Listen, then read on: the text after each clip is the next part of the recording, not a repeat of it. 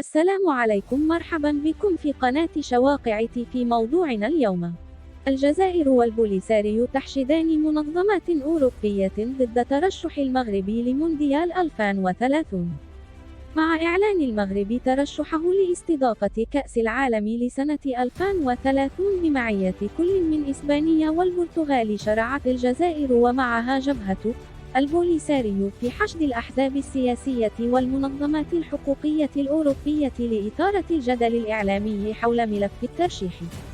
ولم تتقبل الجزائر الخطوة الرياضية المفاجئة التي أقدمت عليها المملكة المغربية، والتي حظيت بثقة المنتظم الدولي بعد حسن تنظيم النسخة السابقة من كأس العالم للأندية، الأمر الذي دفع كل من إسبانيا والبرتغال إلى تقديم ملف مشترك مع المغرب لاستضافة كأس العالم لسنة 2030. في هذا السياق، قال العباس الوردي، أستاذ العلوم السياسية والعلاقات الدولية بجامعة محمد الخامس بالرباط، أن البوليساريو مجرد جبهة انفصالية لا تحظى بالدعم الدولي، وبالتالي تبقى تحركاتها هامشية لأنها تسعى فقط إلى إثارة الجدل الإعلامي. وأضاف الوردي في تصريح لجريدة هستريس الإلكترونية أن الجزائر هي التي حركت البوليساريو من أجل خلق الجدل حول استضافة المغرب مونديال 2030،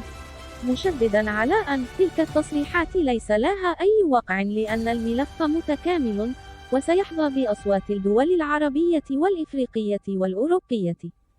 وأورد المتحدث أن الجزائر تدرك جيدا أنها غير قادرة على الترشح لاستضافة مسابقة كروية عالمية من حجم المونديال، ما يجعلها تحقد على المغرب الذي طور بنياته التحتية خلال السنوات الماضية،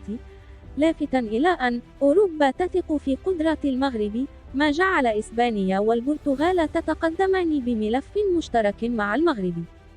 عبد الفتاح الفاتحي، مدير مركز الصحراء وإفريقيا للدراسات الاستراتيجية،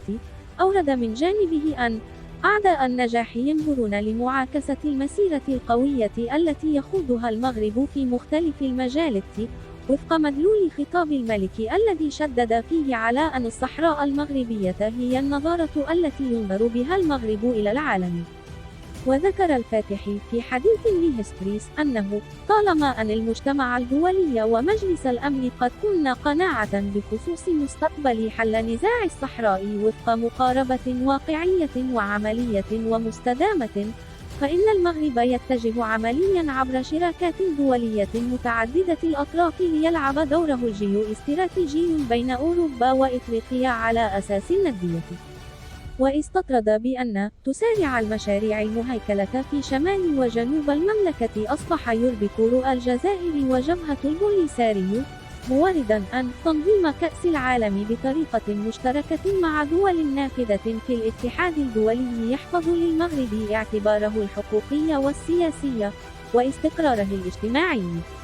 وزاد بأن حلم تنظيم كأس العالم رهان تاريخي واستراتيجي للمملكة المغربية،